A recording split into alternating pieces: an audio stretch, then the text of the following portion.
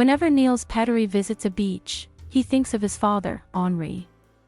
He was one of the Engelandvaarders who, on September 21, 1941, stepped back upon land having paddled across the North Sea from the Nazi-occupied Netherlands to join the UK's war effort. Niels Peteri was a teenager when he first learned of his father's dangerous 56-hour voyage across the North Sea.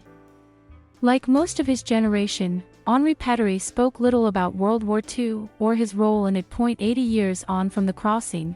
Niels remembers how he was told the whole story in one go.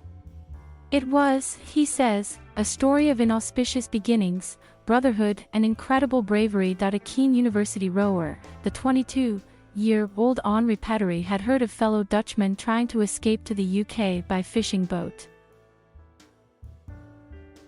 He also knew that many had either been caught before reaching the coast or killed when Nazi coastal patrols sank their vessels, but he had also heard of people managing to reach the UK from Scandinavian countries by canoe. Might he too, he wondered, cross the North Sea in a craft far smaller than a fishing boat? Henri talked his brother Willem into taking a chance. He bought a folding German-made kayak in the Dutch port city of Rotterdam before the pair made their way to a guest house in the village of Katwijk, a village the brothers knew well because they had holidayed there previously. As night fell, the brothers began putting the kayak together.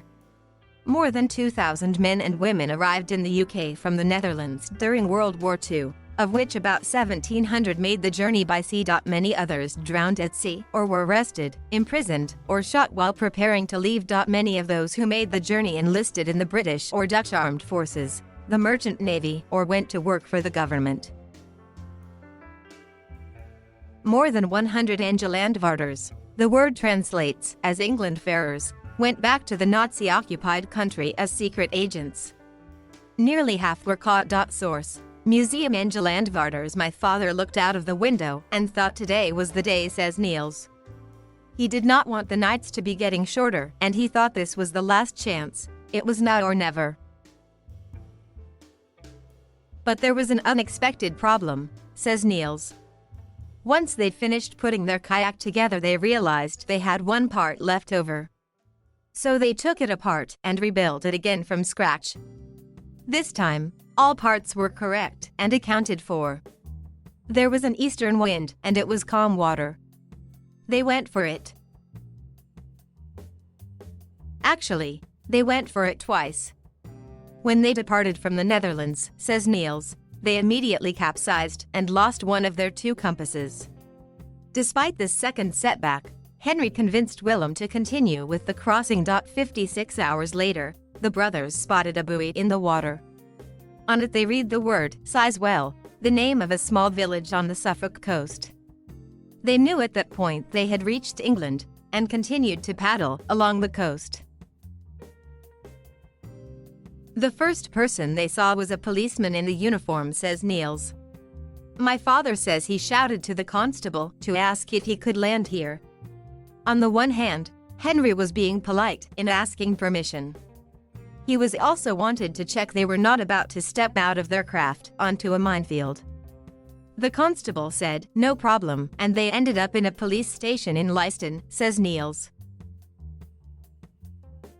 Of the 32 men known to have tried to kayak from the Netherlands to England during the war, the Peteri brothers were among just 8 who survived. Of those 8, only 3 were still alive by the war's end. Henri was the last survivor. He died in 2007. Whenever we go to a beach, says Niels, I will think about his experiences. It is quite frightening to imagine doing that. He once told me he never felt as free as he did that first night in a British jail, says Niels. Once screened and released by the British authorities, he was among a number of those who had successfully fled from the Netherlands to be received by the Dutch Queen Wilhelmina, who lived in London during the war and led the Dutch government in exile.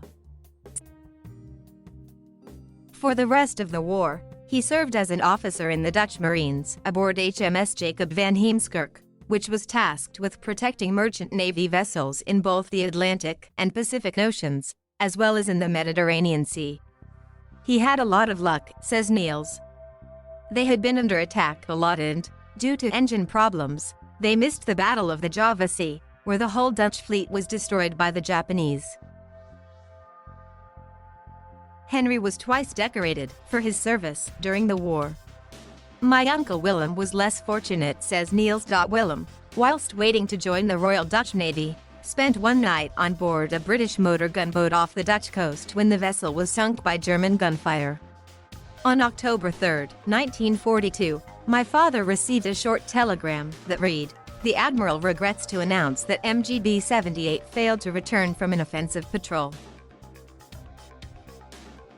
Henri thought he had lost his brother, either drowned or killed by the Germans, says Niels. He says his father was especially worried for Willem because he was in civilian dress aboard the boat and would therefore be treated as a spy. Willem survived both the hail of bullets and the sinking. He washed ashore in the Dutch province of Zeeland. Put on a transport to the German capital Berlin, Willem was kept in a death cell for 3 weeks before he was dispatched to a German camp near Lübeck. It was here that Willem spent the rest of the war. In 1946, Henri returned to the Netherlands and worked for Unilever until the 1970s when, as a father of 6, he decided he was fed up with his corporate career and became an inventor. His aim was to invent a device that gave people instant access to boiling water. The 10-year-old Niels watched his father at work in the family basement and became increasingly interested in his father's project, creating a tap that supplied instant boiling water. That project would many years later become Cooker. The first cooker was ready for the market in 1992 and by 2000 had become a popular appliance in the Netherlands. The company now produces 300,000 cookers each year and has a network of more than 10,000 dealers and subsidiaries across Europe and in Asia. Asked what it was like working with his father, Niels says Henri always encouraged him to harness his energy and talent. According to Niels, the pair never once exchanged a harsh word during their many years of working together. My father said he felt our biggest achievement was that he, Niels, and Walter never had any conflicts. My father was not only a courageous man, he was a remarkable man, he says. The epic voyage, undertaken 80 years ago, continues to be remembered in the small Suffolk village in which the brothers landed. There is a small monument featuring 3 paddles. Thank you for watching. Please subscribe.